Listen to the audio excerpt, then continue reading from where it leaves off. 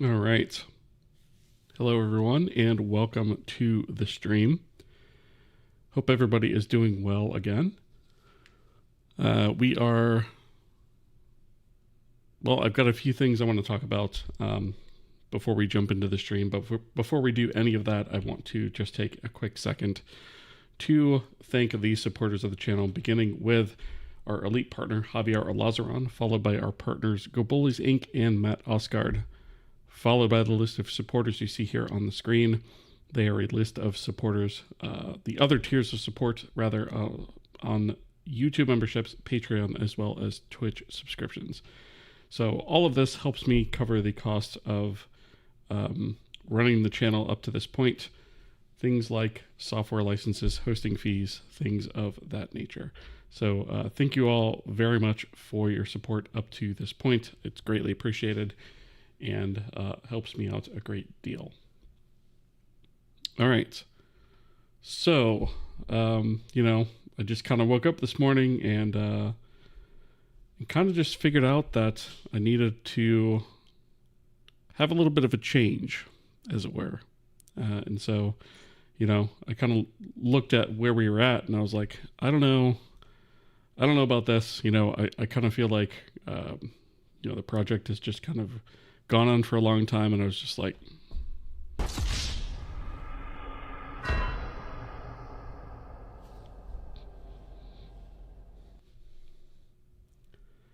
no, not really. Check the date. I'm just messing with you guys. We're not winding things down. I figured it'd be kind of a funny little thing to just, April Fools and all of that. We're not winding anything down. We're going to continue on where we left off before. I just figured, April Fools hasn't fallen on like a stream date thus far. So I figured I would just kind of make a quick little joke there, but then quickly move on, right? So Budget Jim, no, it is not all over. Penguin Operator, good to see you over there on the Twitch side as well. Singy, good to see you. Rockling Clark, rather. It is all good. We are not actually winding down. It's just a little bit of a joke, right?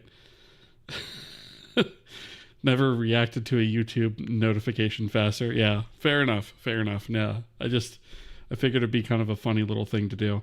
No, I am far too stubborn to let that happen, actually. Just ask my wife. I have no intentions of winding anything down anytime soon.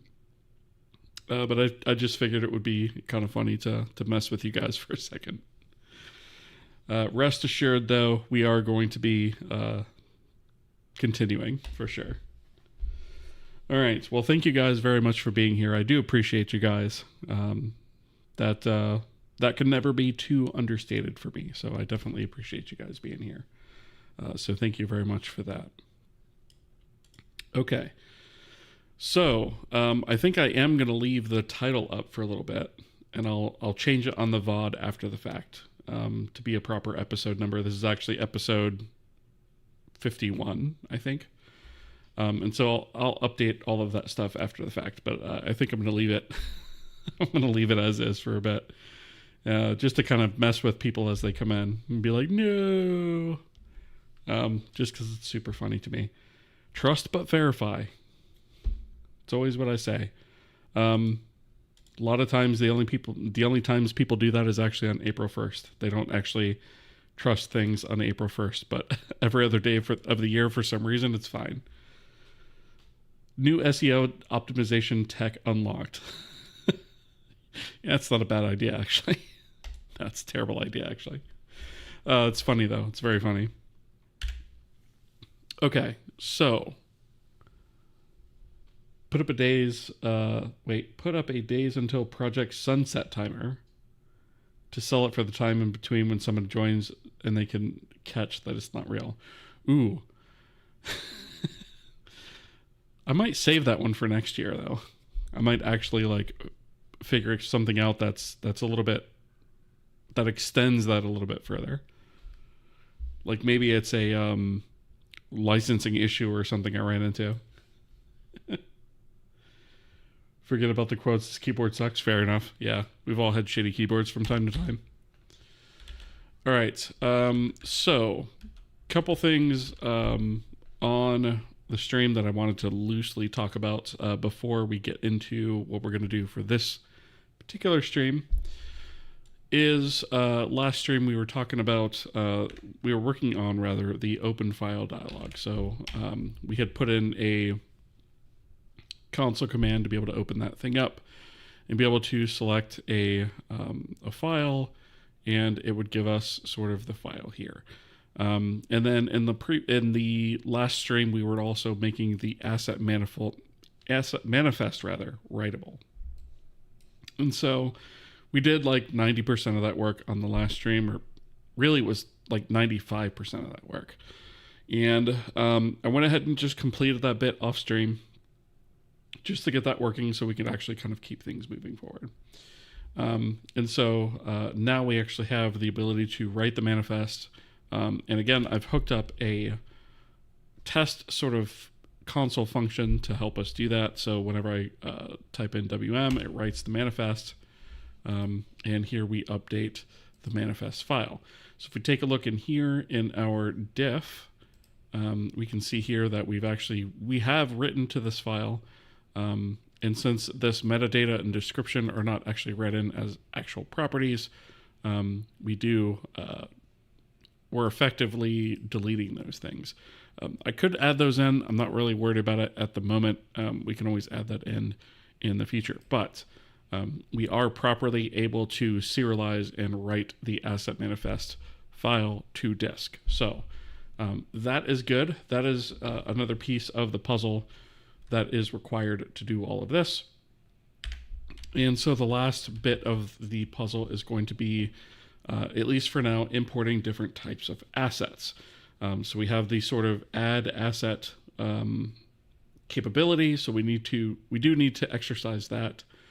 But then from there, we need the ability to have an interface to import various types of assets. In this case, it's going to be textures. It's going to be the first one we're going to sort of solve, and then we'll go from there. So we have this import button. It doesn't really do anything at the moment, but we are going to leverage that tonight to launch sort of a new dialog that should pop up on the screen for us to be able to go ahead and import that. Let's see. Do you have any advice for learning Vulcan with C? Most tutorials are bloated with garbage C++ stuff. Do you think your engine videos cover all that is needed? So my engine videos cover Vulcan specific things from the context of building a game engine. So one of the things that we don't do in this series is we don't focus solely on writing a renderer. So I don't go into a lot of the advanced rendering techniques that you might find in some other tutorials, right? And so we kind of build things incrementally as we need features in the engine. We kind of are building up the engine at the same time as the renderer. The renderer is really just a piece of the entire game engine. So it's not an exhaustive resource on how to do stuff with the Vulcan. But I think there is enough here to certainly get you started with it and understanding the initial concepts, where you should then be able to have the resources and know how to sort of look things up and try to kind of figure it out from there. So I would say as long as you have a good command with C, the series does a decent job of giving at least a high-level overview of a lot of concepts, at least in getting a basic renderer up and running, to the point where once you get through sort of that initial bit, you should have enough to be able to figure out, okay, this is the thing I want to add. Let me go and look at various resources online and piece together those things, and then figure out how to write it from there. So that's really going to be the key, right? Is you don't necessarily, past a certain point, you're not really going to want a tutorial.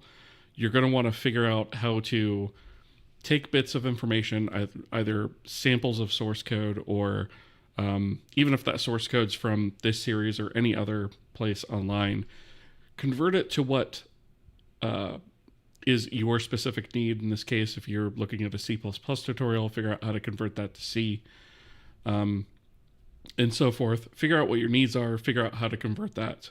And that's really going to be where your skills will improve. And once you're to the point where, excuse me, where you can do that, you'll basically be unstoppable, right? Slips a little vibe code in. I mean, I suppose if you want to. Got me good? Yeah. I figured it might get one or two of you guys. Adam Rushford, good to see you as well. Welcome. Hope you're doing all right.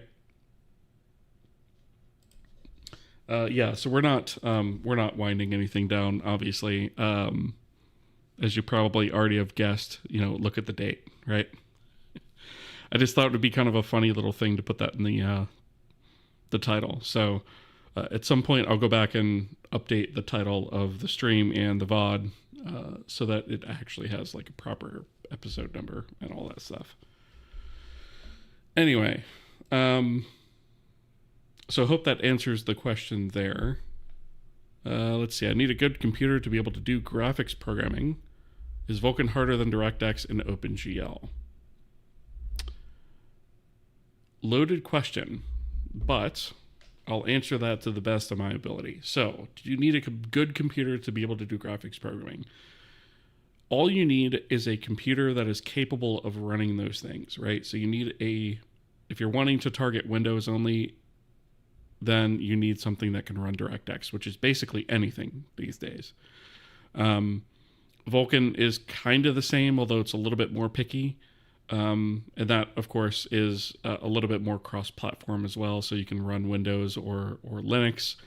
And so if you're wanting to expand beyond Windows, you might want to look at Vulcan instead. If you're looking at Windows only, you may want to focus on DirectX. However, all of that is sort of under a large asterisk as well, which is to say, what is your experience with graphics programming in general? Like what skills you have with that? Have you done it before? Do you have exposure to that? Are you familiar with the fundamentals of it? If you're not, I usually do suggest that for a short amount of time, you start with OpenGL because it has less friction in getting something up and running and being able to grasp the concepts of graphics programming. However, OpenGL is deprecated. It's not ever going to receive updates. It's not going to receive new features. You can't do things like hardware ray tracing, etc. Right? So it's not something you want to stick with long term. But in terms of running, or in terms of learning, rather, the fundamental concepts, that's usually the direction I recommend. DirectX can also be good in that manner if you're talking anything DirectX 11 or before. But if you're talking DirectX 12 in terms of complexity, that's right up there with Vulcan as far as complexity goes. So it really makes a difference what you're talking about there. So I hope that answers it for you. If not, feel free to ask further about it.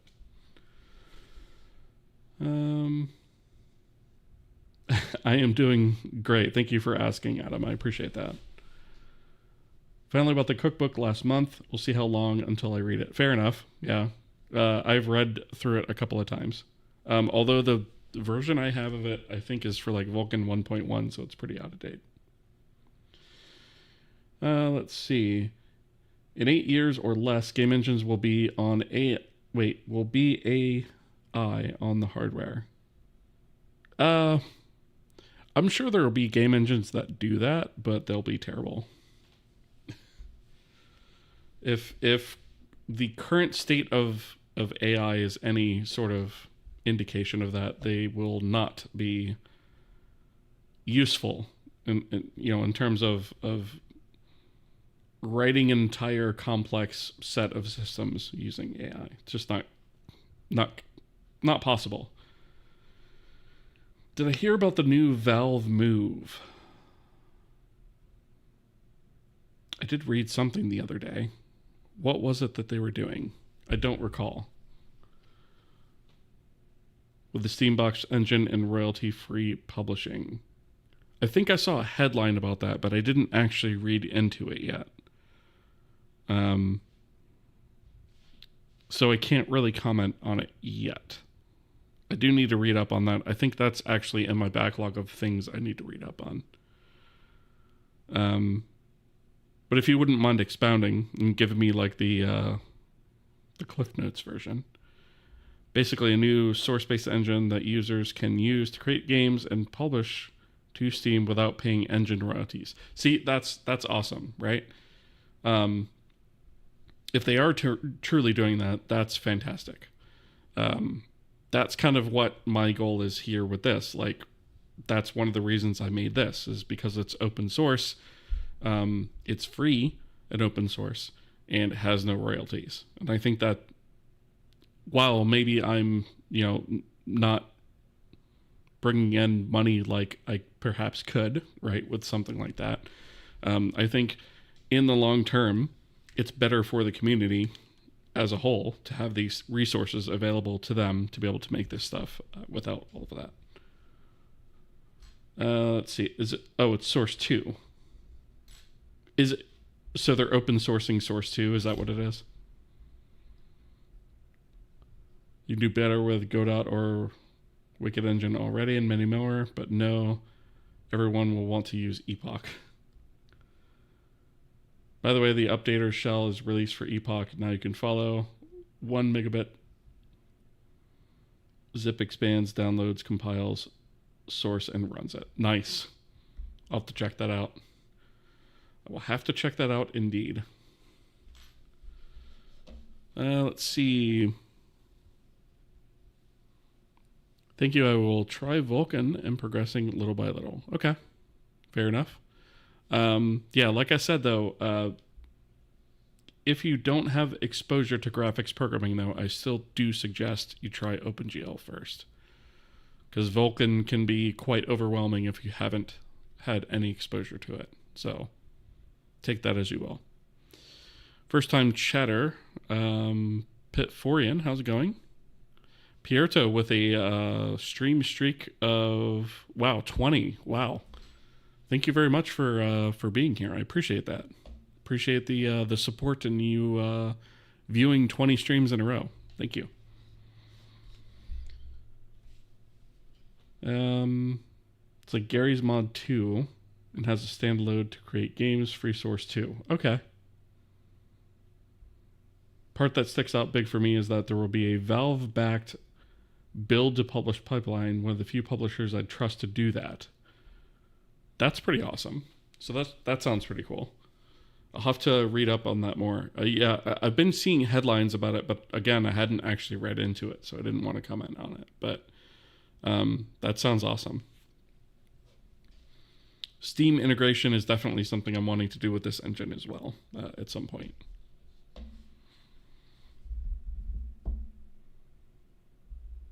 I assume that if I'm wrong, nothing new to be super excited about. Fair enough. Yeah.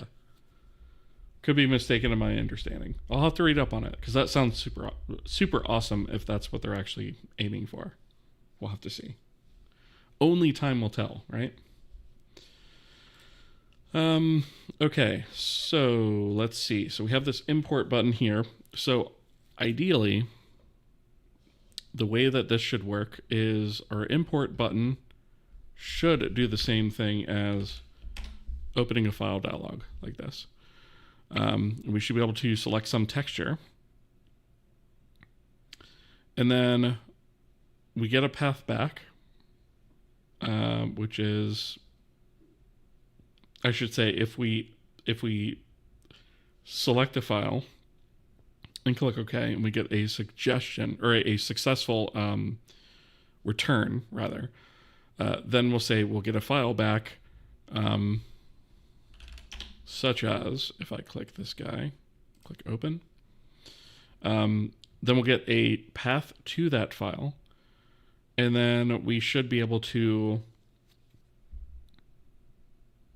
essentially pass that file off, or actually I guess there'll be two parts to this. So we'll need to take that file, make a copy of it from wherever it is on disk into our package's source directory. And then from there, start the import process to write the actual output file, in this case, which would be a KBI, and provide maybe some metadata with it, which would be essentially naming it, and then add it to the manifest, and then essentially reload this, in which it should show up in the list of textures that are available. So I guess the first thing we need to do is kind of look at this import button, and I think we need to probably open some sort of dialog box from this. And I think once we do that, then, maybe we can, from there, open the file dialog. So if we think about what that might entail. So we actually have so we have the texture browser.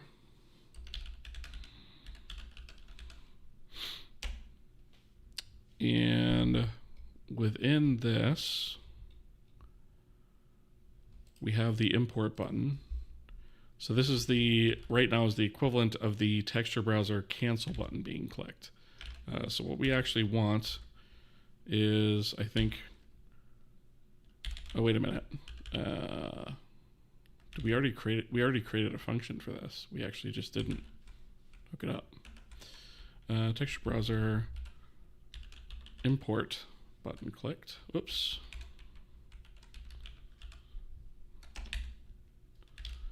And if we go to that, let's just see. So we are opening a file dialog. That doesn't need to be a to-do anymore. Let's see. So allow multi-select. We're only going to allow one texture to be supported at once here, selected at once. We might do multi-import later, but for now we're only going to allow one. So this import button clicked. Let's see if we do it this way.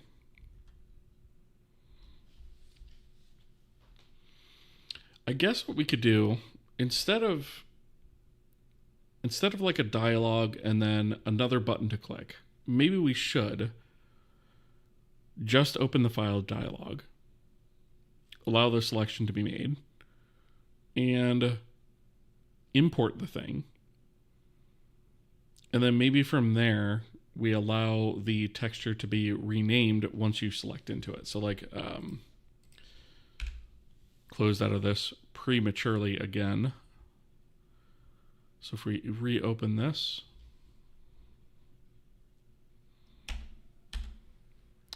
and we go back here to the texture browser, eventually what we're going to want to do is we're going to want to edit some properties in here anyways. One of those things being the name. So what I'm thinking is we actually just treat the name of the file as the actual name of the texture for now. So when we import that, maybe we just use that directly. So I think that's fine.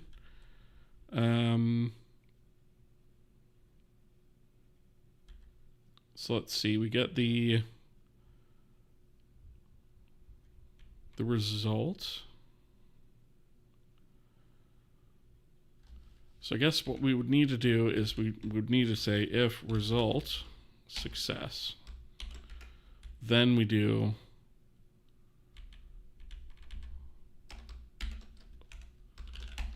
this stuff, right? So for each one of these, we have a file selected. So for each file selected, we need to do, and let's actually type out our list of things we need to do. So the first thing we need to do is copy the file from wherever it is to the current game package. I guess it'll be images, or I guess it'll be assets images source directory. The next thing we'll need to do is run the import process on that image to go from image to KBI. Right, so that's our proprietary format. Then we want to add asset to manifest. And then we want to save manifest. And then we want to refresh texture browser. Right, so those are the steps that we actually need to perform. And thankfully we have a lot of the bones for all this stuff already, so I think it's going to be more an issue of just sort of setting up the logic using all the pieces we've built up to this point.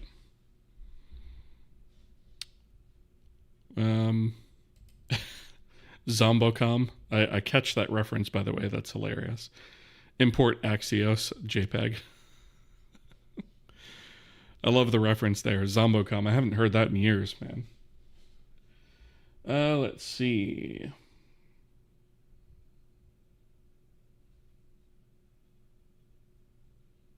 Nice beard, fits you well. I appreciate that. I've been growing it out for a few years now. Let's see. I don't think I'm going to be able to catch up with all the chat there, but I'll do my best. I like cats. Do you like cats? Yes, I have two. I have a 15-year-old Japanese bobtail. I don't actually know where she is. She's probably up here somewhere sleeping. Don't really want to disturb her. And then I have another cat who is known as the Disappointment. And he is actually on my BRB screen. And you could just see in the face how much of a disappointment he is. Because that's just, you know, that's his normal look on his face. He's a bit of a putz and a big disappointment for sure. So yes, I do like cats. I have two.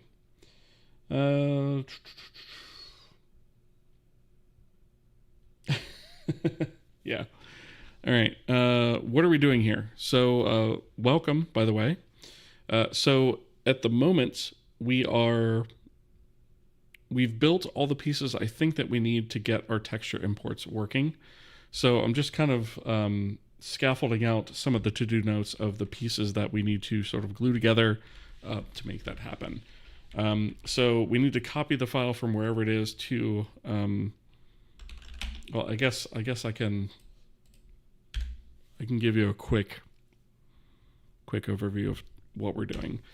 So in our editor, we recently added the texture browser. And what we need now is the ability to import that. So when I click this import button, what we need is the ability to open up a file dialog, something like this, which I've hacked in, select a file, and then essentially take that file, copy it to where our package exists, and then import that source format, which would be JPEG, PNG, bitmap, whatever, into our proprietary image format for textures, and also add that to our asset manifest, save that off, and then reload this view to include that new texture. So that's what we're working on at the moment. Hope that makes sense. Okay, so the first bit is to copy the file from wherever it is. I think... let's see, I think... Didn't I add something to copy a file? Dingus.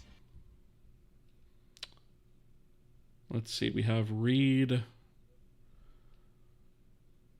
I could have sworn that we had something to copy a file, but maybe not.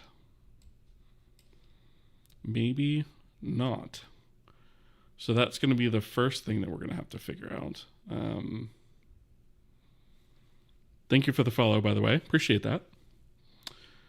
I don't know that I've actually done this outside of the build system. Let's see. Copy. Let's kbuild.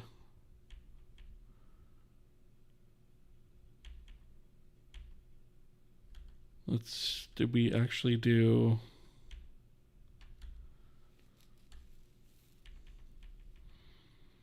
Did I actually put this in place? I don't think I actually have. So we actually need to figure that out. I know Windows has just like a copy file, but I don't know that we actually have something like that equivalent in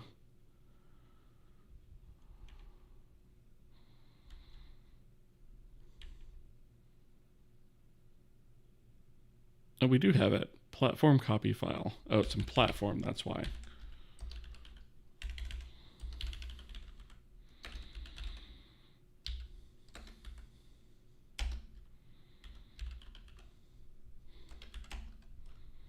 It's been a while since I've looked at this, so I have to sort of refresh my memory every once in a while. There it is.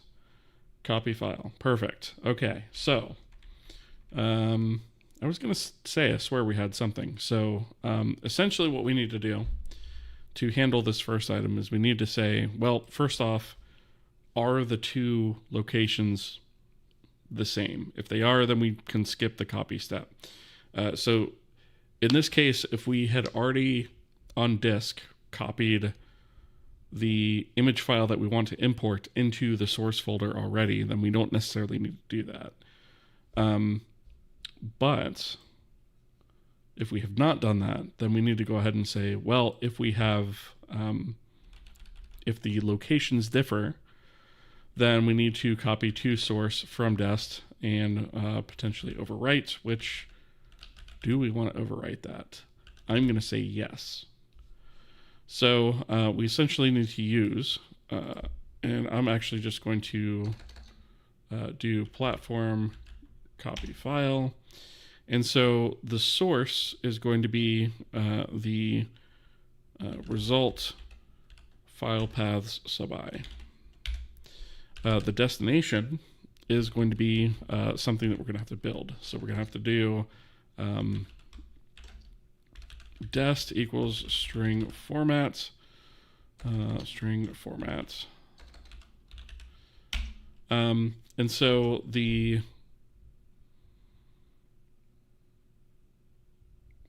overall thing for this is going to be, let's see, do we actually have, we don't actually have the package path here. So we're going to actually have to get that first. So it's going to be package path, and then source, or I guess it'd be images source, or I guess it'd actually be assets images source, and then name of asset,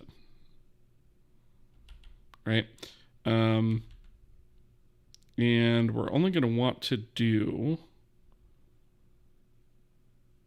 the name of the asset, not the extension. So we're essentially going to want something that looks like that, right? Where we have a package directory, and then we have asset name is essentially what we're going to look for there. Once we have that, then we can just use dest directly, and then override if exists is going to be true. Okay, so we need to figure out two things. We need to first get the asset, or the package's base path. So that's going to end up being VFS package get. That's going to be engine systems get VFS system state, and then package name is going to be, let's see, do we have do we actually have the user data for this? Texture browser, so texture browser. Game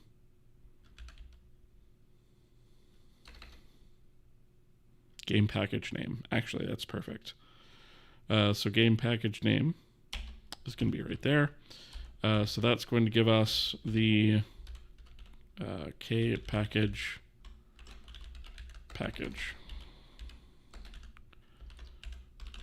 right?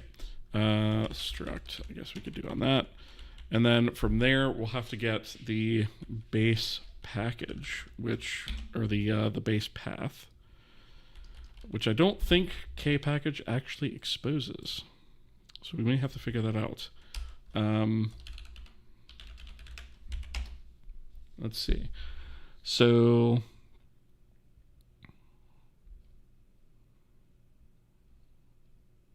the K package does have the manifest file path. We may not actually store that, but we can get it from the manifest file path. That's actually close enough. Do we actually have something to give us that though? I don't think we do. So we may need to actually add something for that.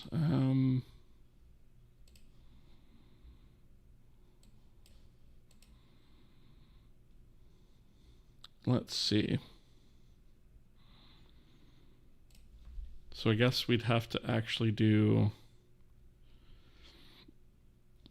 well, this is defined here, so I guess we don't really need this. We could actually we should actually just be able to use platform K package at the top.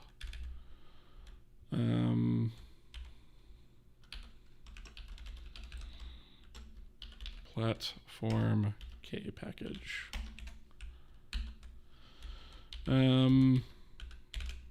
Right, now we can do that, and then we should be able to do string directory from path, right? And then we can take package manifest file path, right? And that is going to give us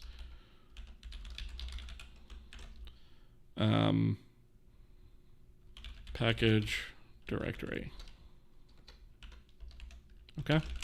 So we can use the manifest file path, which is basically going to be, take a look at our packages. The manifest file path would be where this guy exists, right? So it'd be this, and then we take the directory from that path, which would just be, this particular folder on disk here. So that's that. And then the asset name itself, I believe we also have something that we can use for that, which should be string file name from path. No extension from path. That's what we want. And so this is actually going to be just the file name of the thing that we're importing. So in this case, we actually want result file paths sub I. And this one is going to be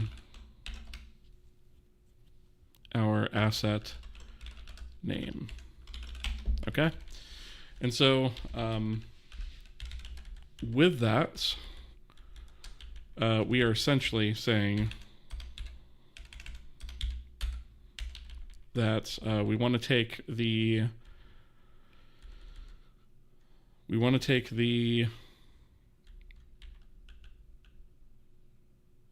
file as it exists from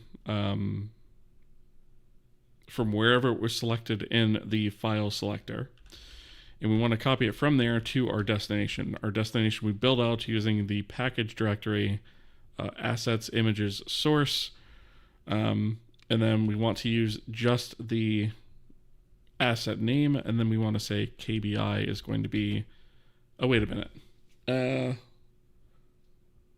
No, we don't want to do this.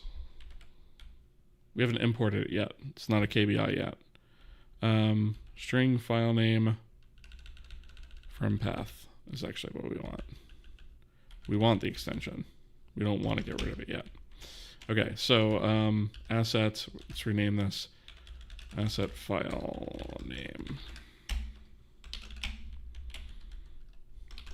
That would have been weird. Okay, so if it's a PNG, we copy that to the source and then keep the PNG title, right? And then we run the import process on that to go from the current source image format to the KBI. And that's where the name actually changes. Let's see. Just discovered this and and he's fitting to retire. No, I'm not retiring. It's an April Fool's thing. Check the date. Yeah. I just thought it'd be funny to put that in the title for the lulz. Literally just Googled if he retired yesterday too. Weird. No, I'm not retired. I mean, I wish, right? No more streams. QQ, yeah. Yeah, no. I just thought it would be very funny. Why are we winding down? Yeah, we're not winding down. Yeah, check the date.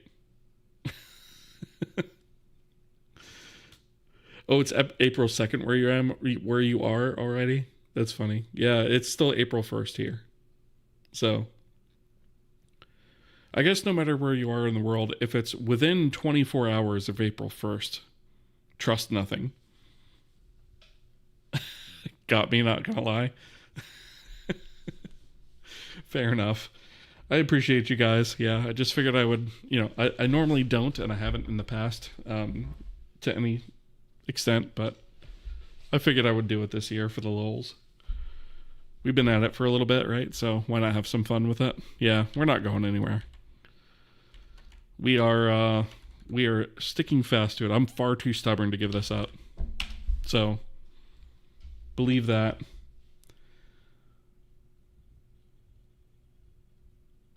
You got by a Polish April Fool's joke last night before it was time. That's pretty funny. That's pretty funny. I'm too chill for most April Fool's jokes to work on me. Fair enough. Yeah.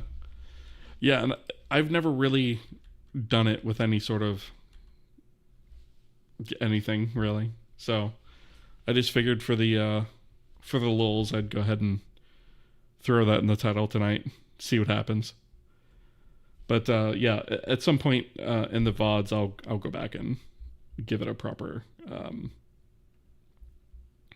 proper episode number and all that stuff. April Fools, yep, exactly, yep. 100p. Like I would find out tomorrow if you were tired, just naturally trust nothing. Fair enough, yeah. That's not a bad way to be, right? I feel like a lot of people only don't trust things on April 1st, but like otherwise they just see something on the internet and they're like, yeah, that's totally fine. I get that. I believe it. No. I generally disregard most things on the internet as memes or lulz until I can verify it. Okay, so we want to copy that. So I guess we could probably test this first, right? So I'll go ahead and build this. Let's test. And what I'll do is I actually had this lava texture. I've actually moved it out of here. So if we see it reappear in this list, then we know that the copy worked correctly. So let's go ahead and not at all surprised of the creativity of sentient beings, let's say. Fair enough. Going to write a script to intercept my notifications from you and use this title every time so I stop missing almost every stream. That's very funny. I love it. I should do that like for myself whenever because I miss stuff all the time that I don't want to because ADHD, I guess, kicks in and doesn't allow me to, focus or whatever. Okay, so we click our import button. We make our selection, click open. Does it poop itself or does it do the thing? Let's see. File selected. And I see that it disappeared from here. So that means to me that it did actually copy it to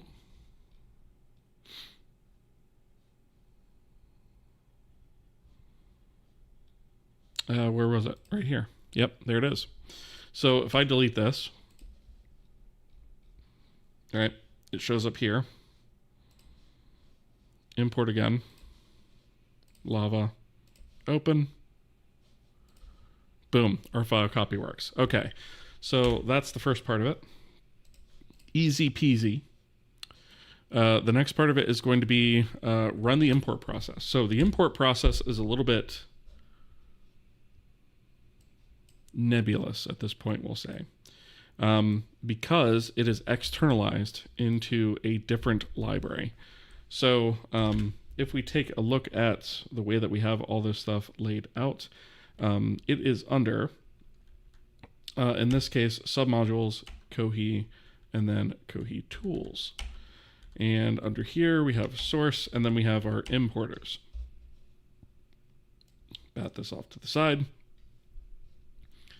And so we have our various importers here. And so if we take a look at our image importer, we essentially just have this call. So we have image import and then some options, right? So source path, target path, whether or not we want to flip on the y-axis, and then the output format, which is usually going to just be RGBA. And so the way that this was written initially was that nothing outside this library would really use it, because Kohi tools is really just the command line library that that executes and runs various things based on the properties that we pass to it. And we could maintain that. However, I'm kind of thinking that maybe we also treat this like a library and reference the code directly, because I don't see the need to spin up this process through the shell or whatever, passing through all the properties that we'd normally pass through when we can just call it in code. But to do that, we do have to export some symbols. So we do need to do KAPI here. And from there, we then need to reference our Kohi tools from our Kohi plugin utils, which means we'll have to modify the makefile to be aware of that. So I believe the only, let's see, do we have, where in here? I think I could just literally add it here. So in our plugin utils, I will just go include, let's see, Kohi tools source, right? And then we will also, let's see, why do we have, I don't know why this is split up on two lines, but sure, fine, that's fine. We also need to reference here Kohi tools, and we also need to include, oh, I should probably split this one off to the next line, I guess. Let's put that here, and then we'll do a link directory. So we'll say Kohi tools bin. All right, and that should be all we need to do to reference it in code. So we should be able to just say now, asset, K asset image import, and call that function. So if we go to editor, or I guess it would be the texture browser over here, actually. So we do kasset image import. And so our source path is going to be our result. Well, I guess no, it wouldn't be anymore, would it? It would be technically dest, which is a little bit misleading, right? So we need to rename that. But then the target path. So the target path would wind up being another string format.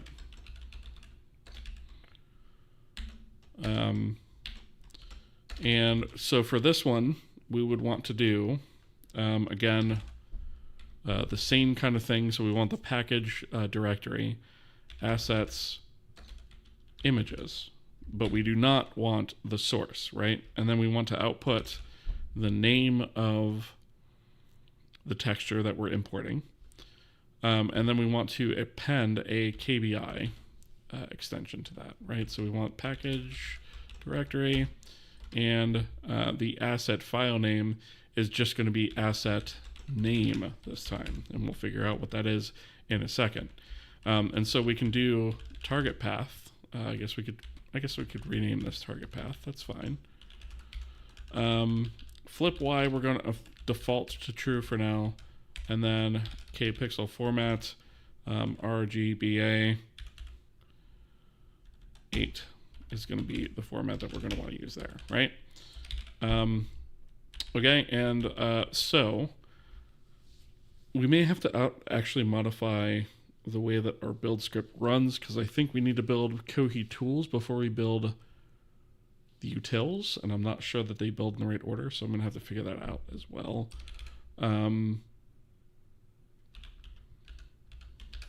So that'd be this one. Let's see. So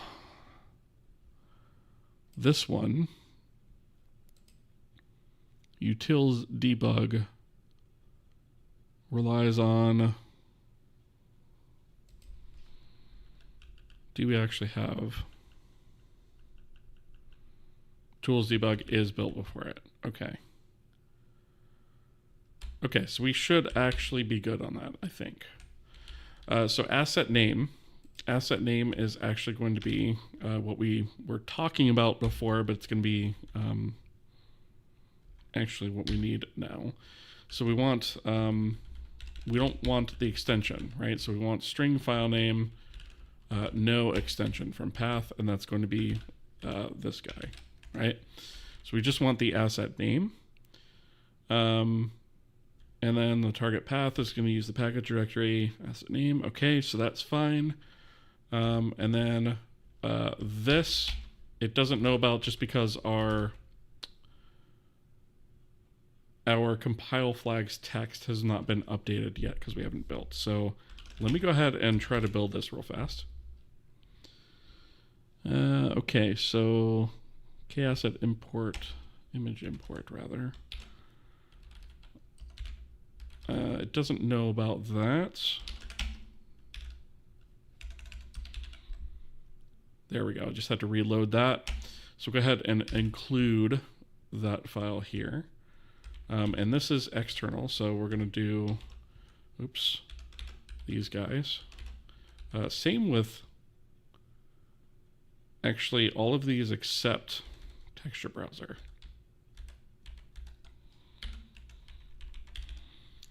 So let's just fix those real quick. Oops. These are all external. Okay. Cannot find Kohi tools. So what did I bollocks in the make file? Something, obviously. So we want make file for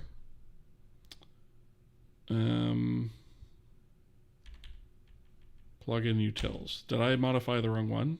No, I did not. So this is Kohi.tools bin, which is right there. So, oh, you know what? Because it's not a library. So of course it's not going to find it because it's an executable.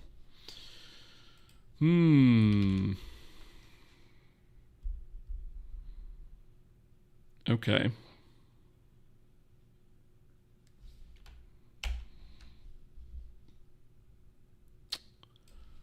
Let me think about how I'm going to tackle that.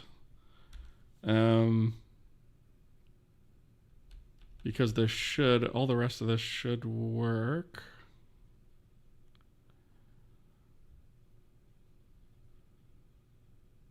Let me just make sure the syntax is correct. Yeah, it looks like it is.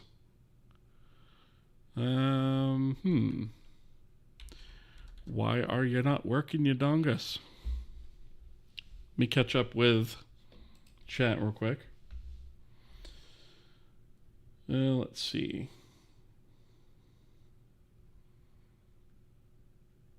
Why stepping away from game dev? I'm not, actually. It's, yeah.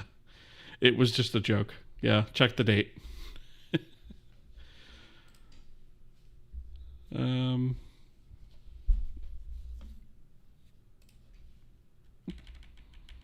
Apparently that's been quite successful in in bringing you guys here, though, which is funny. Better yet, put the date in the title. Yeah, I might do that, or I might put it in the description in the VOD after the fact. I'm gonna wind up changing the title to a proper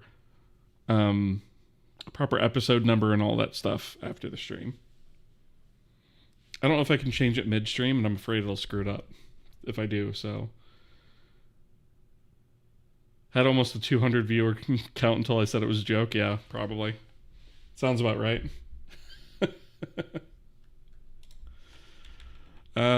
Although I've certainly thought about it from time to time, but it is what it is, right?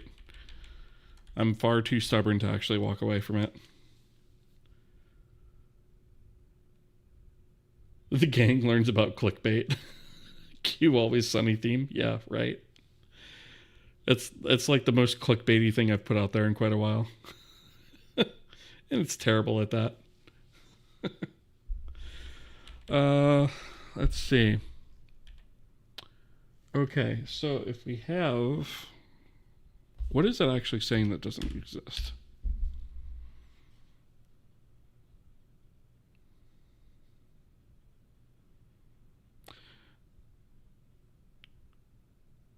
Because it's looking for something called libkohi tools. Probably. If I were to...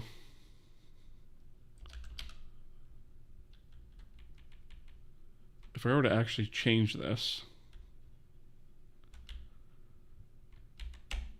Right, if I were to copy pasta this to .so and put lib in front of here, I bet it'll work.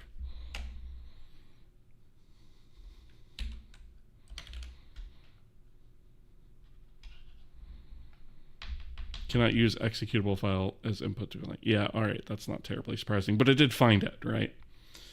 So the conundrum now is the logic that I've put in here for the importers is within the context of an executable, which means it's not really reusable. I mean, I could do some hacks to make it act like a shared library and all that stuff, but I don't really want to go that route.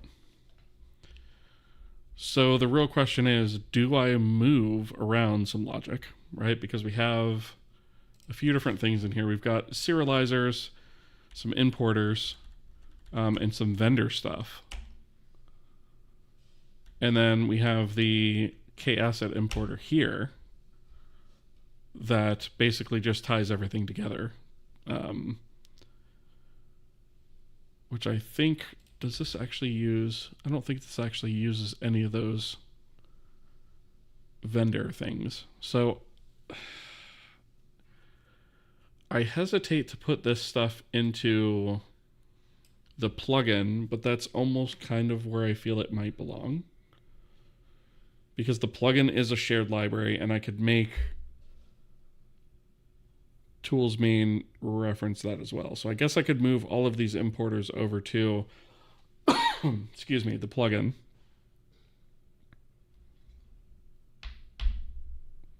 And then I'd be able to access these things in code and via the importer process.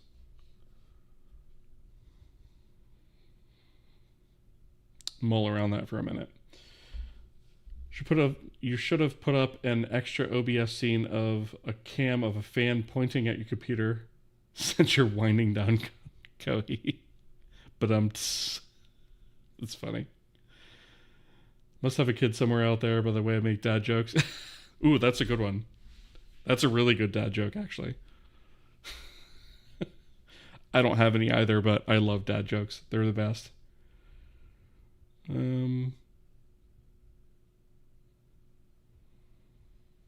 Engines take a long time, like 11 years normally. I mean, technically speaking, this one's taken a year so far in terms of like full-time hours.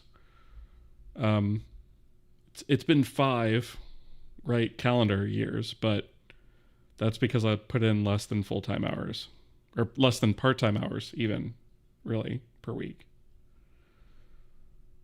Or done a stream from a treadmill to step away from game dev. Ooh, I see. I actually have one down there too that I use like as I'm working. It's very funny. But you spent time learning. Yeah, that's true too. Yep. Let's see. I feel like I've missed a message here somewhere. Have you made more than just this game engine? Oh, okay, I did miss a message. Have I made more than just this game engine? Yes, definitely. So I've made them professionally, but I've also made a lot on my own trying to learn things. In terms of the ones I've written on my own, it's been dozens. In terms of ones I've written professionally, it's been about 3. Your uncle is a software engineer for Blizzard. Just been all curious about these things. Well, that's pretty awesome. That's really cool. Yeah, I mean, I'm not doing anything on that scale, obviously, but my engine took a year also, or you could say 36 years. Fair enough, Adam. Fair enough. True, it takes time to learn. Doesn't mean it takes a mechanic 12 years to swap my motor. True. Yes. Neither of our engines are finished. Yeah, I mean, so if I wanted to, technically speaking, I could bypass the editor stuff, right? But I know that I'm going to need the editor stuff to make the game. So I'm not bypassing it. Because I could save a lot of time bypassing that stuff and just hand configuring files, but that's a pain in the ass. So, yeah. I've chosen to not do that. All right. I guess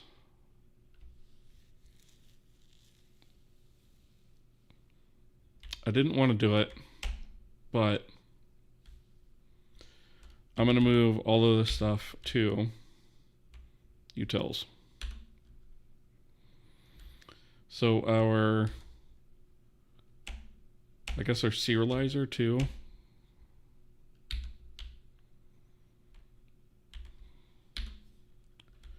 And our vendor stuff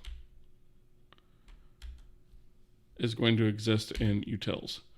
And then our Kohi tools will just be, let me delete this actually before I forget what that is and why I did it.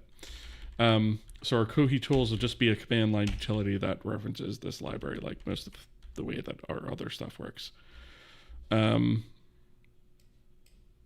Which means I'm going to have to actually edit the make file for this guy.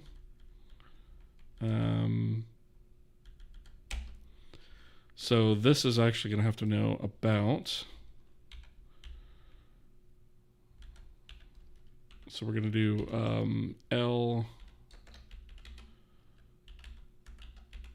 We're going to call it Kohi plugin utils bin and L Kohi plugin utils. So we'll put that there.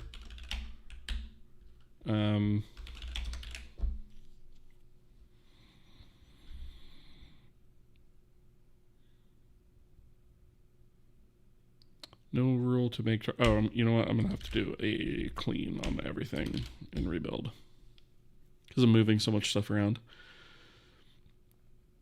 Gonna have to modify some make files to fix all of this, but that's not a huge deal. Cannot find Kohi tools. Okay, so this is in editor gizm. Wait, what? No.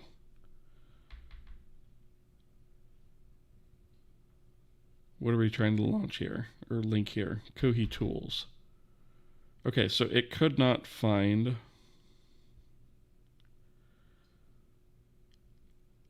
Huh? Oh, I see what's happened. Okay, so we had actually added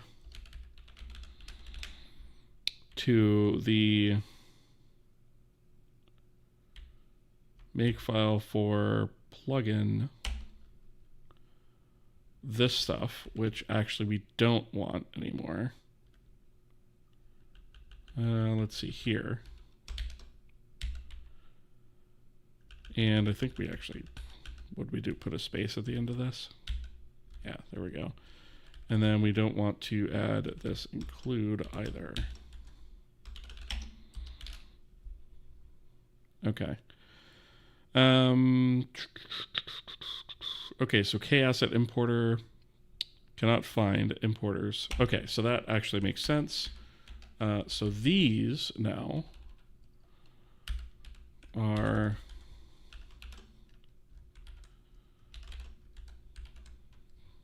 external, which means they have to go up here. And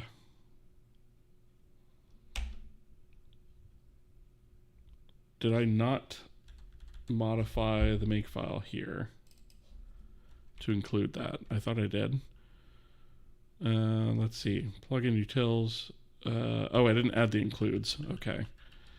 So this needs to be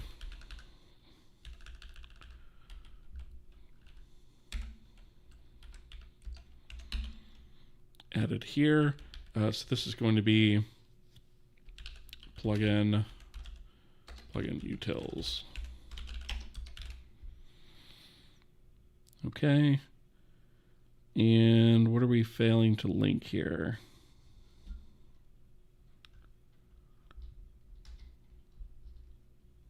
Undefined reference to. Oh, right. Okay. So the problem with this is, now that we've moved all this stuff over here, the way that these things were set up before was to not export any of their symbols. So we need to do that for all of these because they are not exported by default. Okay, we've already done that one.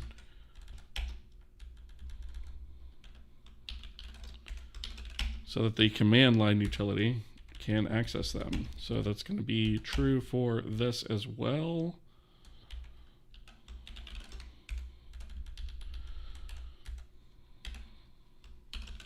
Okay, and now,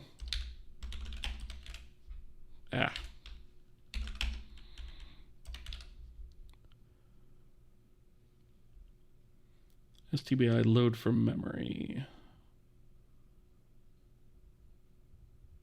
Tools main is referencing, wait.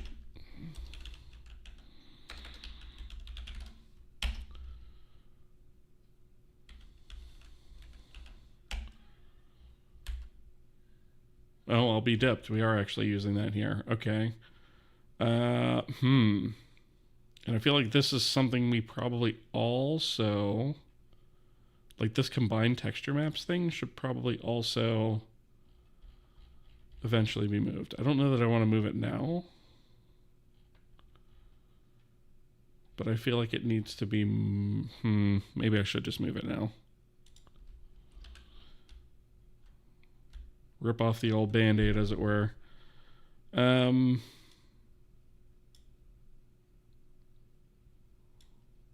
So essentially what this does, combined texture map takes a bunch of file paths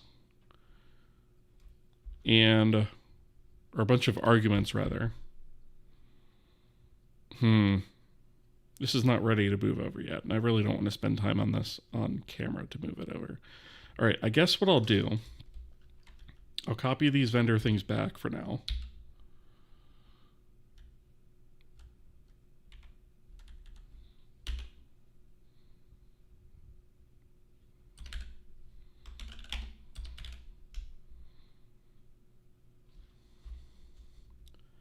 Hidden symbol is referenced by DSO. Do I need to rebuild again? Maybe.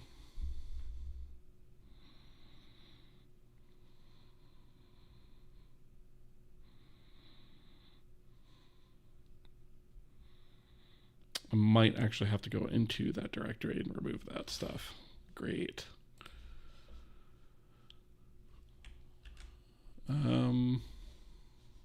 Okay, so I guess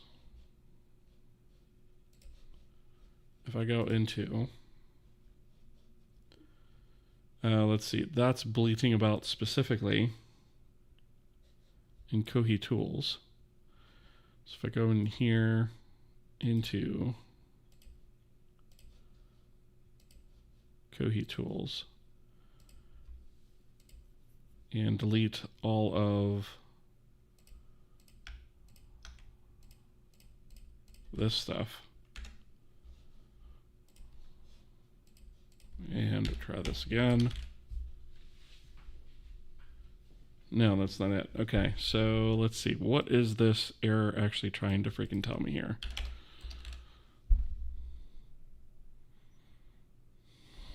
Okay. Hidden symbol STBI load from memory in tools main. Why is it saying it's a hidden symbol?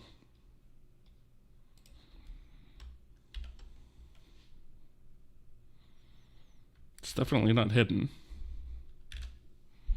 If we go to this, it is in. Oh, it's picking up the one from...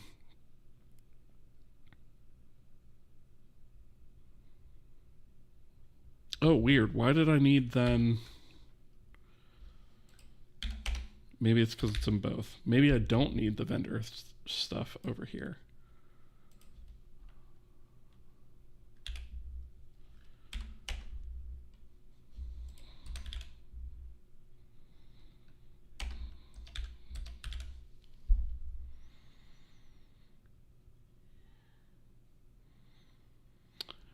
No rule to make target. Oh, right. I have to probably clean again.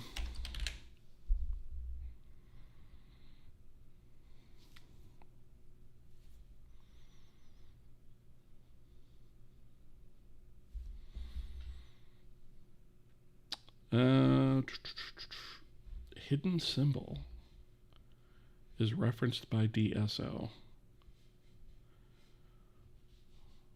What does it mean by hidden symbol? I've not run into that issue before. So, oh, this might need to be, for one thing, these are all external now. So there's that. I doubt that's it.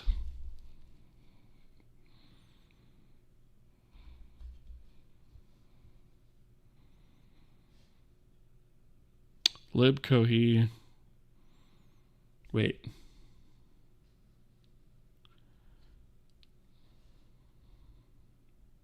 Okay, so we're getting a couple things actually.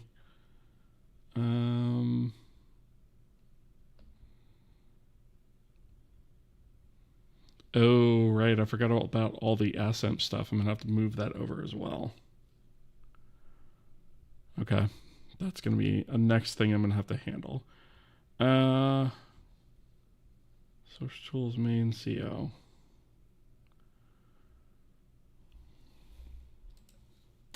Okay. I feel like I'm just going to go ahead and move this and just plop it into a file.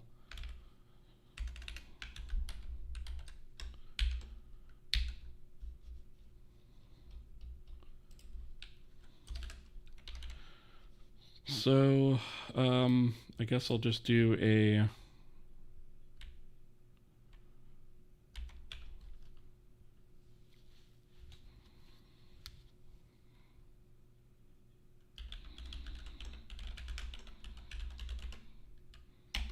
I'll just create a C file for this. Plop that in there. Include everything I need to include in here.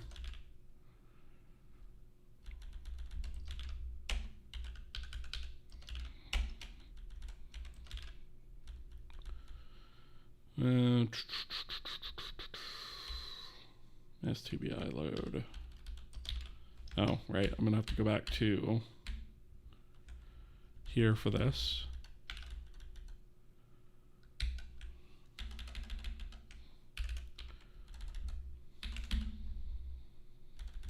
So do that.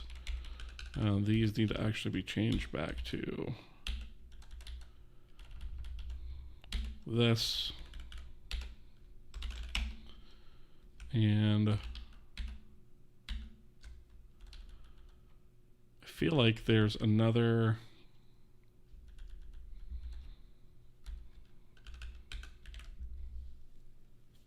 core render types is what we need.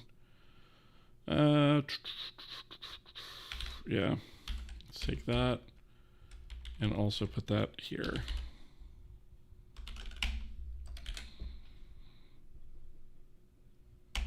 Okay, so why is this not giving me the thing?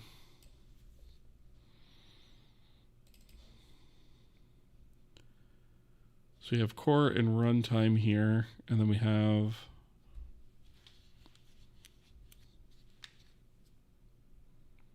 the UI. That should be sufficient for everything that we need at this level.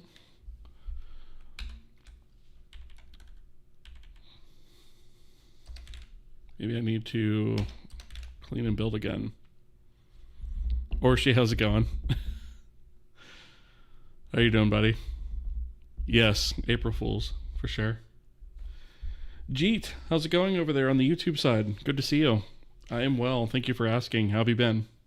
Long time no see indeed. Hope you're doing okay. Just, you know, moving things around, moving code around, enhancing our asset import process, as you will. All right, why?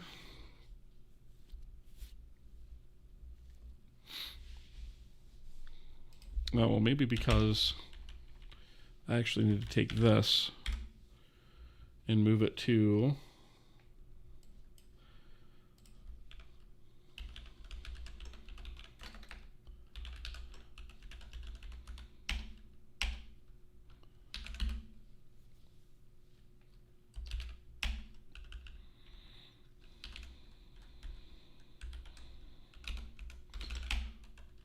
export this.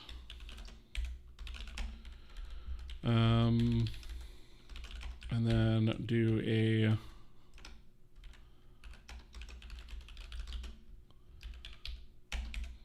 import of the H file. I feel like all of this stuff, though,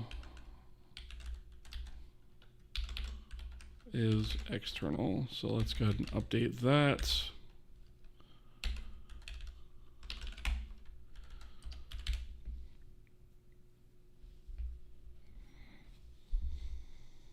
Map type max. Okay, so why isn't that resolving? Because it definitely should be. This is in the plugin utils. which definitely has a reference to core render types.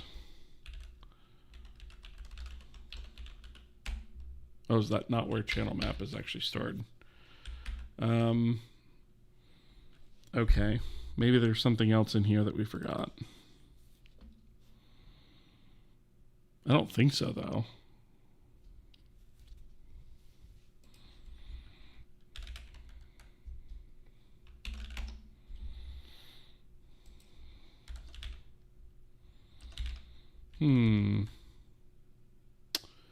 And it doesn't seem to want to work in this direction either. So let me see if this makefile, let me close this other buffer. Is there something I'm missing in here? So this is the Kohi tools. So this should have a reference to the plugin utils, which it does. And then the include. Oh. Wait. No, that's correct. Kohi.plugin.utils.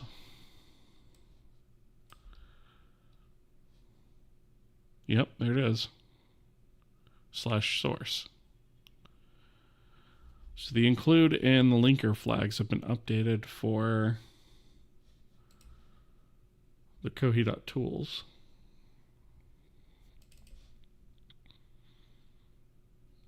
And then the plugin makefile shouldn't actually need anything except maybe ascent added.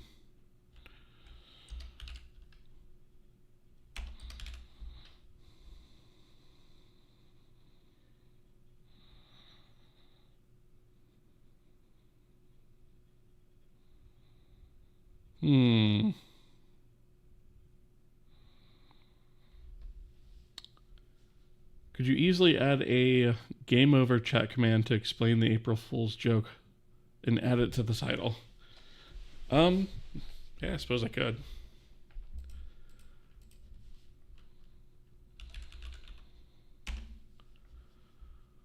Let me see.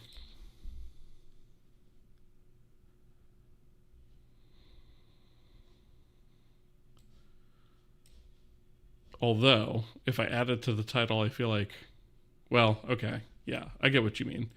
I guess I could just put it, where the heck is it? I have to remember how to actually do this now.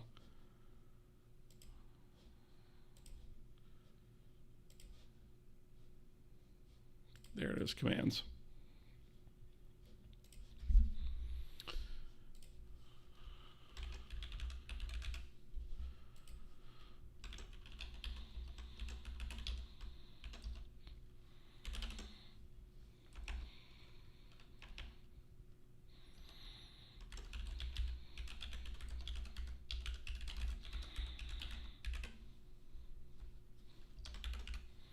All right, let's see if that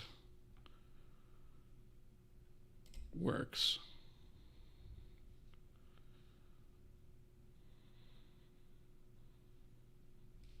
Is the title an April Fool's joke? Yes, it is. Yep.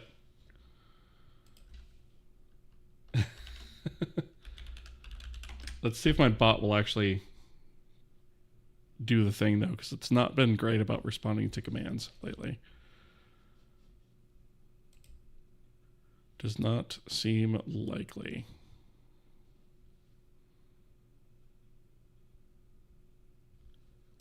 Why, bot, why are you such a dingus? Like, it honestly just does not... Does it work on the Twitch side now, maybe?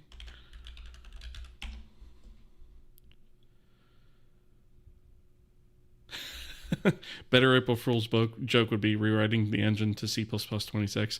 You know what, though? I actually thought about putting Rust. I thought about saying I'm going to rewrite the engine in Rust, but I thought it would be too obvious, actually. Believe it or not, I thought it would be way more obvious than what I have.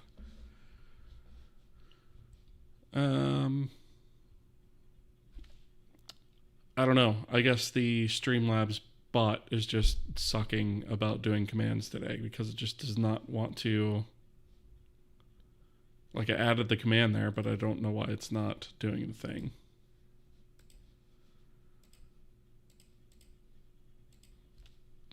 No idea. Let me see one more thing.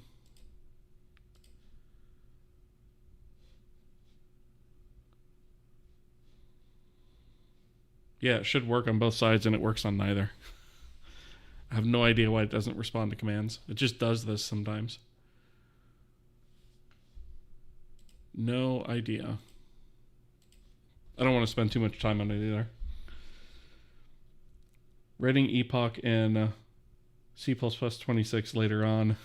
Thought it'd be funnier coming from C. You know, it's funny that you have that you're writing something called epoch, because that was actually the name of one of the engines that I created personally. It's very funny. I had something called the epoch engine at one point, but it never wound up being open sourced, I don't think. All right, so channel map. Where in the devil was this coming from then? Because, and why doesn't,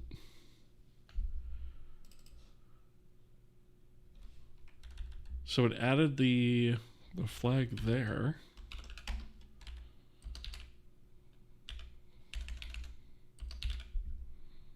Huh. Do I have to?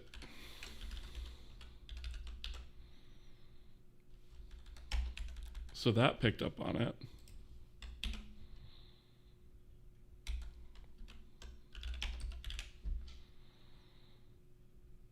Okay, I mean, that seemed to work. So why then?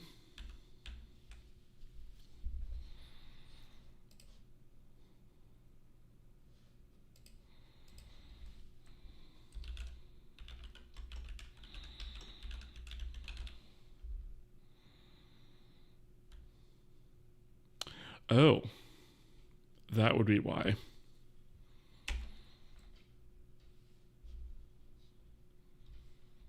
That would be why those types don't exist. Because they were private.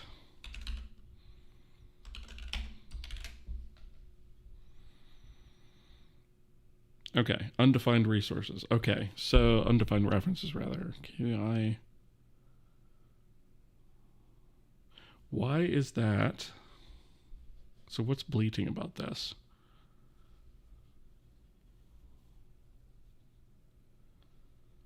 The asset importer.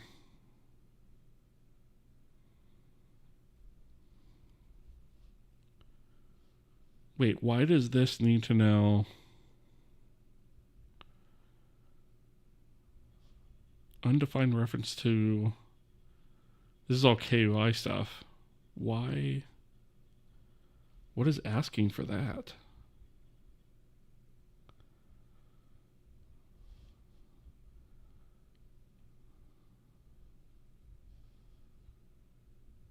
This apparently. So libkohi plugin UI KUI SO needed by this is not found. Well, why the heck not? So that's needed by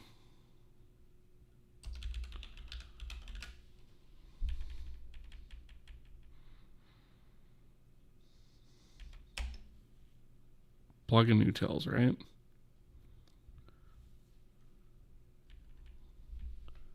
So plugin utils is right next to that.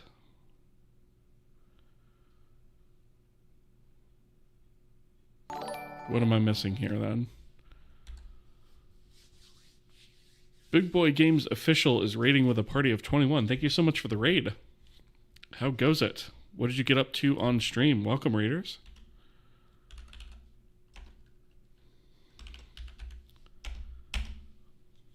Thank you so much for the raid. Appreciate that. Welcome, everyone. We are in the middle of troubleshooting linking issues, unfortunately. Today I made a game in 4 hours. That's pretty impressive. What did you use to make that? That's pretty awesome. I'll have to check out the stream after the fact. If you have VODs available, that is. Pretty cool stuff. So I will give a quick overview as to what we're working on here. Give me just 1 second to pull up the thing.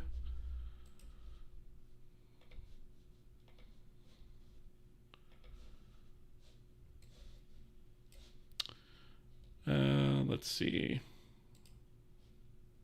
Using Godot was hard, but a fun little challenge. Awesome. Okay. Good stuff. I'll have to check that out. What type of game did you wind up making? You did the challenge too, Yochi? Awesome. Good stuff. I'm hoping to eventually get my engine to the point where we can do that. But so what we're working on here is something called the Kohi game engine. And it's a game engine built completely from scratch using C as the programming language and Vulcan as the initial rendering backend. I say initial rendering backend because I do have plans to support Direct 3D and Metal as well, and potentially OpenGL for, let's say, historic hardware, right, or old hardware. In addition to that, so basically what this whole project, the way that this whole thing started off is I basically wanted to build a project that shows how to build a game engine completely from scratch. And as a resource that I kind of wish that I had when I was learning how to do this stuff. So this series starts off completely file new, like we have nothing. And we show how to build the build process and go through all of that stuff, literally from ground zero. And so this shows a way to build a game engine. It's not the only way to build a game engine. It's not even necessarily always the right way to build a game engine. I do stress that from the beginning. We do lots of trial and error, do deep dives into things about what works, what does not work, and why. And we do lots of experimentation on here. And so, like I said, this is designed to be an educational resource on a way to build a game engine, and we do lots of different things on here to try and see what works and what doesn't. It is simulcasted to YouTube and Twitch. It is free and open source and is available on GitHub. I do have a link here. Let's see if my bot is actually going to do the thing. I don't think it's going to because Streamlabs bot is kind of terrible lately, so I'll just drop these links in here manually. So that'll take you to this website here. This is sort of the central hub for the website itself. Gives you a little bit more information about that and the community that we have. So we do have a forum available that has all kinds of discussion topics. And then, of course, the GitHub is on there as well as a link to the Patreon if you're interested in that. And of course the YouTube and Twitch links. We also do have a IRC server that we are starting up and trying to transition people who are currently using Discord to that, given Discord's latest stunts that they've been pulling. Not a huge fan. Hoping to eventually move off of that. But, in the time being, we are at least trying out IRC to see how it goes. Anyway, so that is basically what we're doing. And on top of that game engine, we are building a game called Shadows of Illumina. It is a 3D isometric action RPG that is basically going to be the test or the litmus test of the engine. So all the source code for the engine and the tools within are going to be free and open source. The game code itself will not be open source initially until sometime after it's released, at which point I will be open sourcing it. I think probably 2 years after it's released is probably when I'm going to do that. But the engine and all the tools to build it are going to be open source. So that is basically the overall sort of synopsis. Let's see, unfortunately. I'm in the middle of things right now, and I don't think I can actually launch this because I've been trying to build it and it doesn't build at the moment. So I can't actually demo it at the moment, unfortunately. Do you have anything that summarizes the key lessons learned? We've done a couple of streams along the way and a couple of videos along the way where I've talked about things that I wish I could go back and change or do differently. And we have had sort of milestone stops along the series. I can't think of specific videos or episode numbers off the top of my head. But we have had places where we say, all right, let's take a step back, look at the roadmap, see what we did, what worked, what didn't. And we've done a couple of those along the way. We're actually due for another one here shortly. So yes, there have been some of those along the way. I hope that covers everything for you guys. If you have any questions, feel free to jump in and ask. All right, let me see. So why is our asset importer bleating about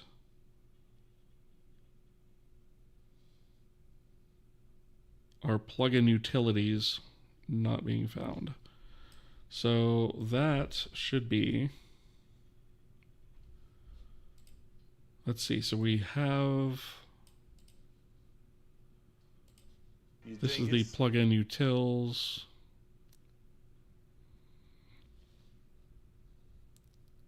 We do have the link directory to the UI plugin. And it does exist here, libkohi. Plugin UI KUISO. It does exist. So why is it saying it does not exist?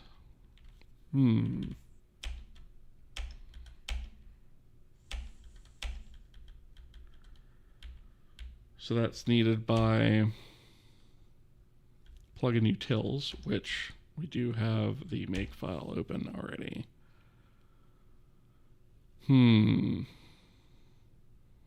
Did I do something stupid in my make file? I don't think I did. So we have, maybe I need to include, maybe I'm doing this out of order. Maybe I need to do this. Let's actually take this and put it here.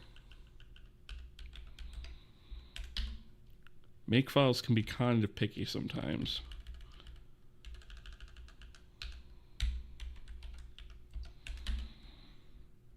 Let's try that.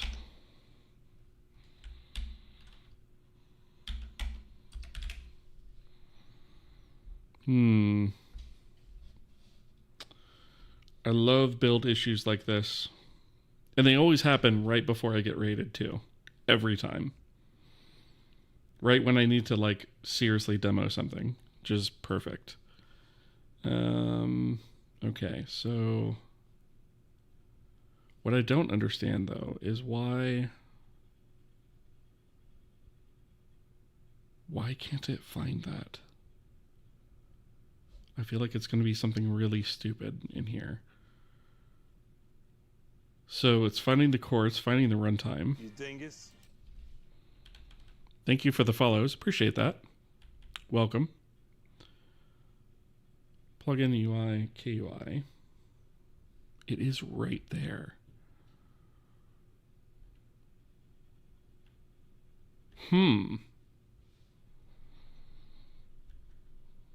That is a good one. Leonardo over on the YouTube side, how's it going? Welcome. I guess I don't need that line. Include flags. I don't need this to be 2 lines either. I can make this all 1 line.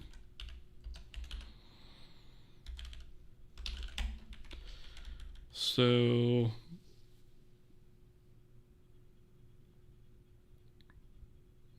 I feel like this is like a syntax issue or something that I've misspelled that I'm just not seeing.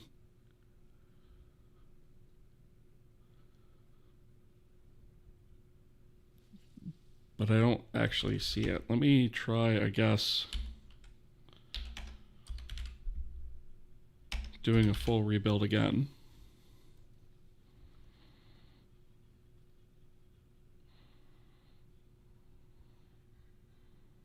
I just moved a whole bunch of code around from library to library. So unfortunately,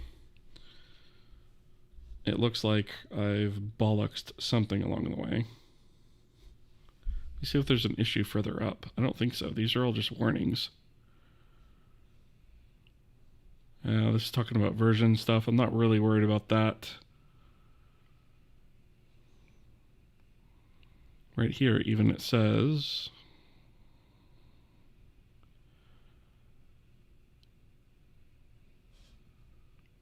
plugin utils.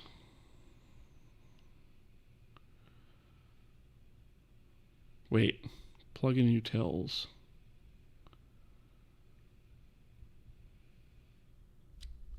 Why is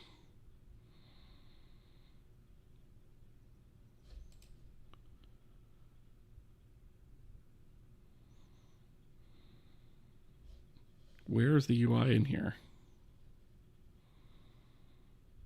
Am I missing something? Is this not?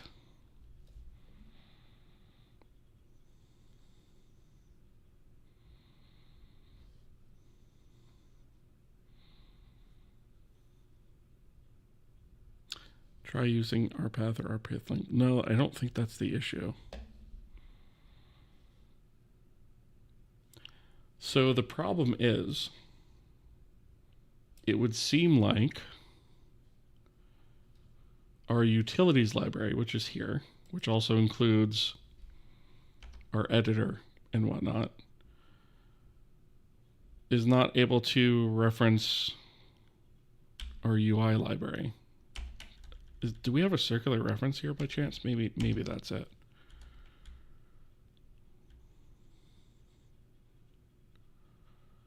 No. No, we do not.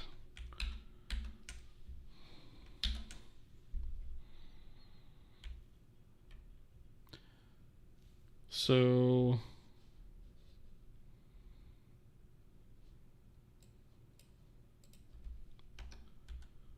our plugin utils should be able to reference the UI just fine, and I don't know why it's not. I feel like there's something very stupid here I'm missing. We do have the bin directory, the KUI bin directory here.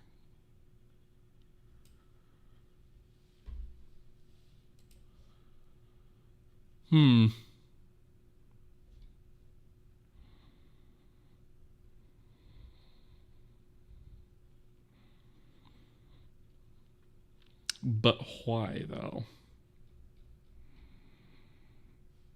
That is the entire problem. That is what all these undefined references are. All of those exist in the KUI library. They've all been exported. This is not new code.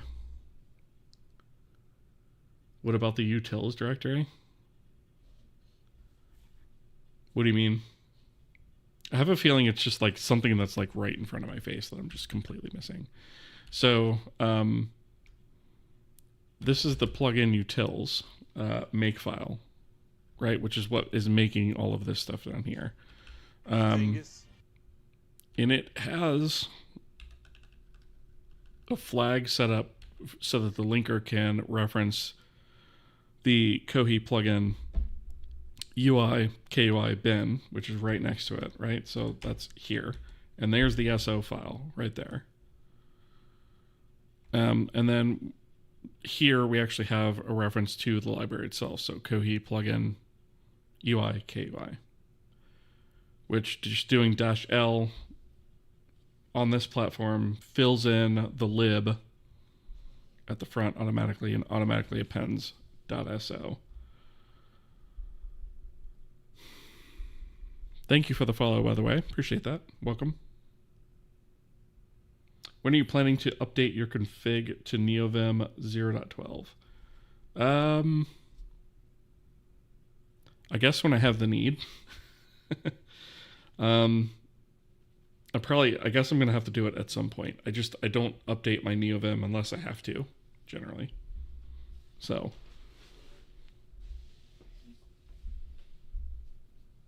Let's see. Just rendered my first triangle using Vulcan tutorial. Feels good. Awesome.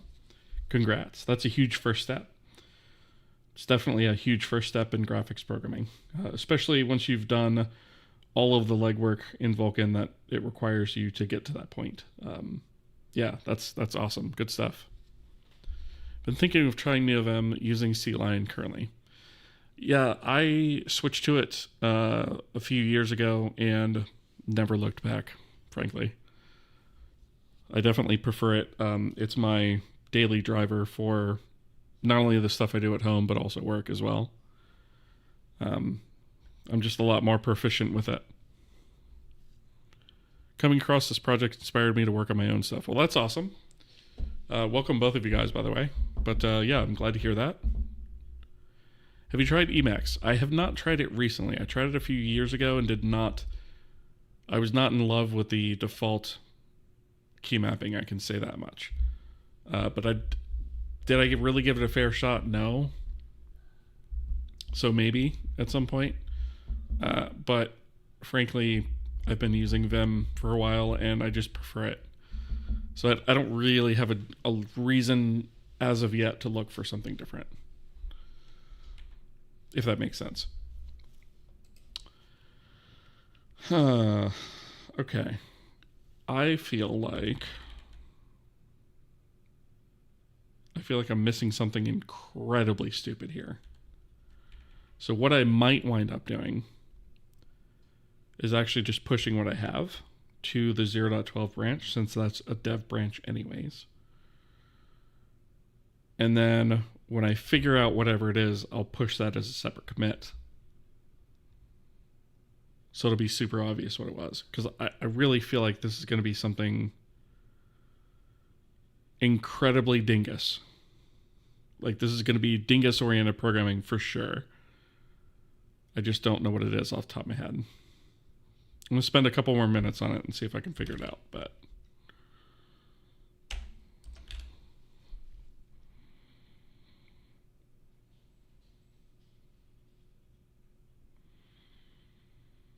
see, everything builds fine up until that point. It logs as a warning, but it's kind of weird that it's just a warning, right? Like that's what I'm thinking, right? Like this right here that where to go? This is extremely strange to me. I don't think I've ever actually seen that before.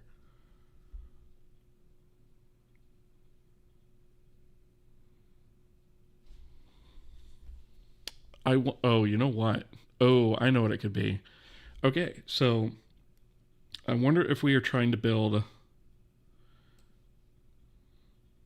plugin utils before we build the UI.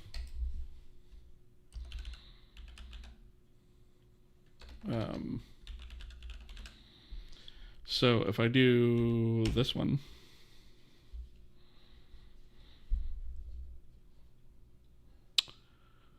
I wonder, so I don't want clean, I don't care about that. So let's see, release debug builds. Here we go. So build debug does Kohi debug tests plugins, then tools, then testbed. Okay, so plugins,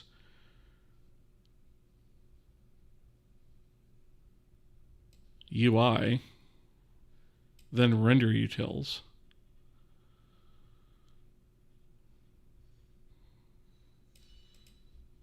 Wait, render utils. Plugin render, wait. What? Do I just have this named really strange? I do. Okay, well that shouldn't be that. That should be plugin utils debug. This should be plugin utils debug. But, okay, so it builds render a UI. Oh wait, yeah, this is wrong too. This is neat. Why is this? Oh, I must have copy pasted the crap out of this. Okay. So we do plugins. We say Kohi debug is required for that. Then we say we do the OpenAL debug, the Vulcan library. Then we do UI. Then we do utils, which should be in the right order because utils relies on... No, wait a minute. That's the problem. These are backwards. Utils relies on UI. So UI has to be built first. This is right to left, right? I think.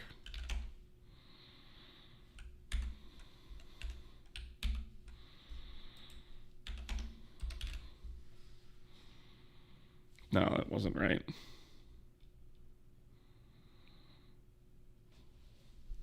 I thought I had it there for a second. Yeah, utils needs UI. Yeah, I think it's right to left on this. So it's basically saying, yeah, I think I have these backwards.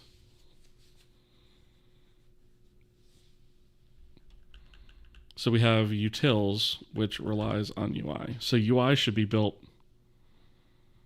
first, which means technically Kohi debug should be at the end of the list.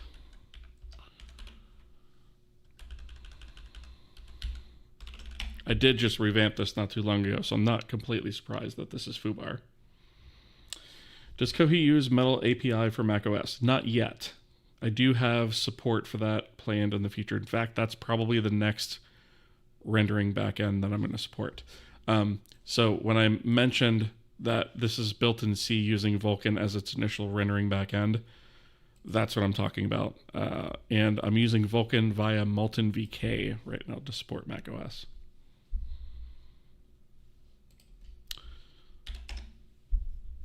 Okay, so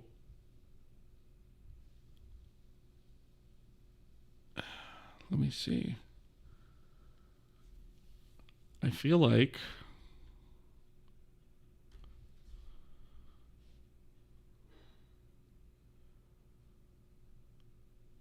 that should be correct then. The build order should be, you know what, let me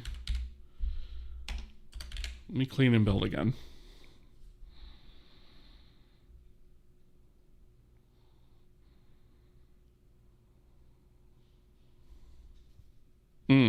Okay.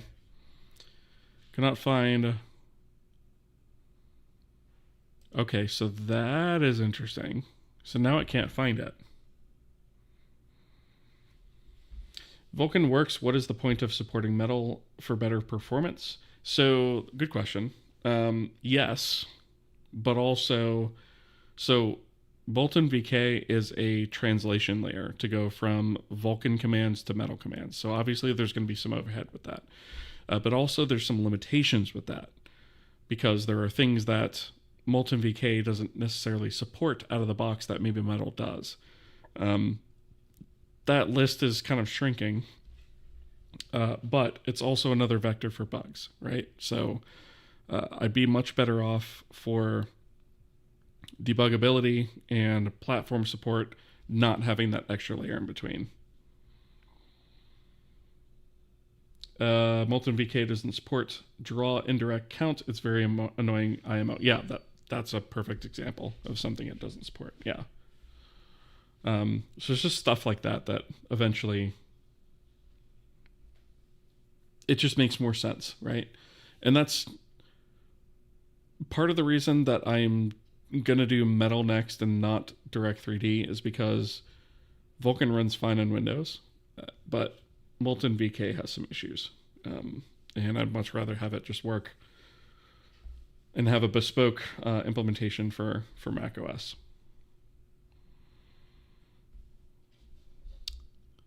Let's see. Did you do a find and replace too many things? Yeah, I might have at some point. Honestly, I think it's definitely something dumb that's just happening out of order that I'm gonna have to probably figure out offline.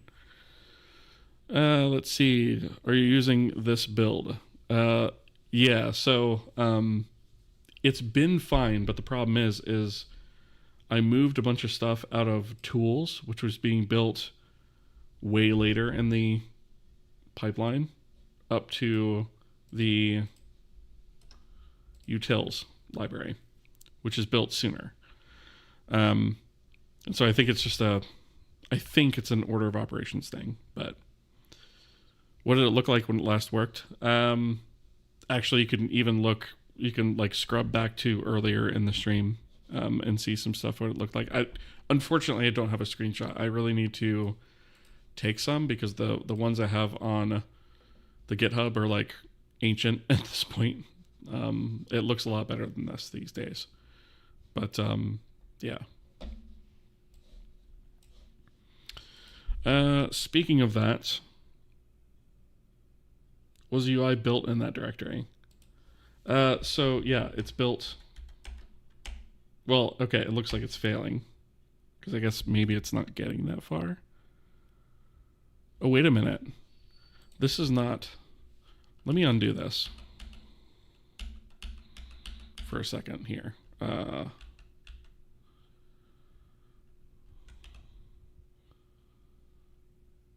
Did I want...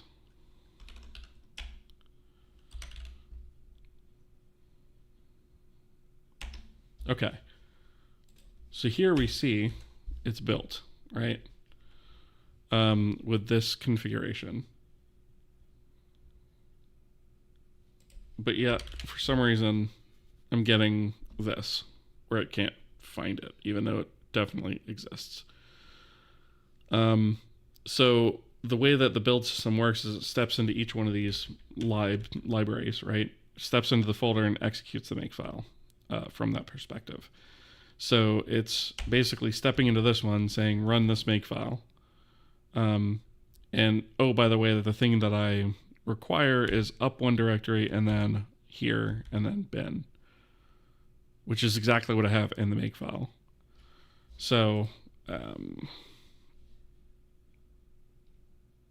yeah, it's just kind of, it's kind of annoying.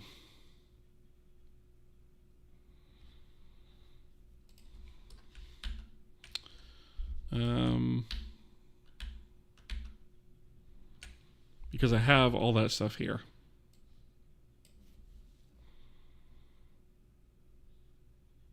And I definitely feel like it's something stupid that I've done. I'm not seeing it tonight. And I think it's because my brain is tired. Frankly. First thing I thought after opening the repo is that it would be cool to have some simple demos included with the tags, maybe. Yeah, so there is something in here called the testbed. You know what? I could actually.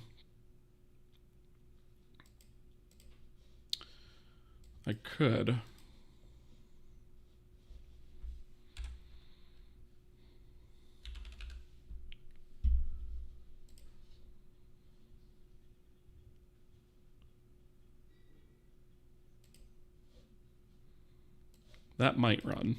Let's see.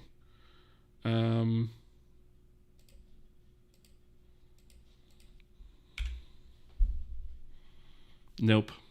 I might have to actually rebuild this. Which is probably also going to be broken because of the changes I'm making now. Yeah, all right. So I'll have to demo it next time, for sure, in the next stream, which is tomorrow night. So I'm going to figure this out offline, and then we'll come back to it tomorrow night. Because like I said, I think my brain is just a little bit foggy at the moment. So we do, but like I said, I do have like a test driver application that comes with the engine that you can use to sort of build a game using all the different pieces. And as I update the engine, I try to keep that updated as well. And at some point, once we lock things down a little bit further, I'll probably release some tutorials on how to do stuff with it, and maybe even some templates for some different types of games, that kind of thing. We're just not there yet. Let's see. Just gave you your second intro post in the forums. Appreciate that. Awesome, and welcome. Too much screen time for the old VS. Yeah, I agree. The editor that shall not be named. Okay, so with that, I'm going to find somebody to raid because I do have to get up in the morning for work early. So let's see who is out and about in the Twitch sphere. And I'm hoping that we can find something that is loosely the same category as what we're doing now. We'll see what we can find. And while I'm doing that, if you haven't already, I would greatly appreciate a follow and or subscribe over on the YouTube side. So either on Twitch or YouTube, or if you're so inclined, both would be really appreciated. And yeah, I'm basically trying to grow the channel to hopefully inspire more people to get into the tech underlying game engines and make some cool competition out there instead of, just the big three that are out there. So yeah, that's kind of the whole goal there. Just trying to find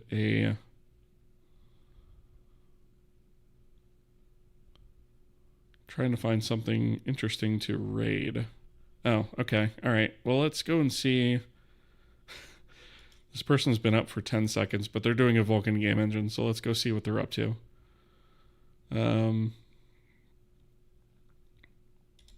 Yeah. All right. I've not raided this person before, so we'll see what they're up to. All right.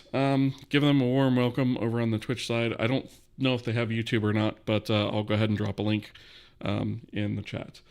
And last 12 days for the engine books. Yes, I'm waiting for those. Definitely. Actually, no, it's delayed till the 22nd. Actually, so there's a little bit more time. But you dingus. All right, cool. So, anyways, thank you guys so much for being here. I really appreciate you guys, and I will see you guys in the next one. Have a good one. See ya.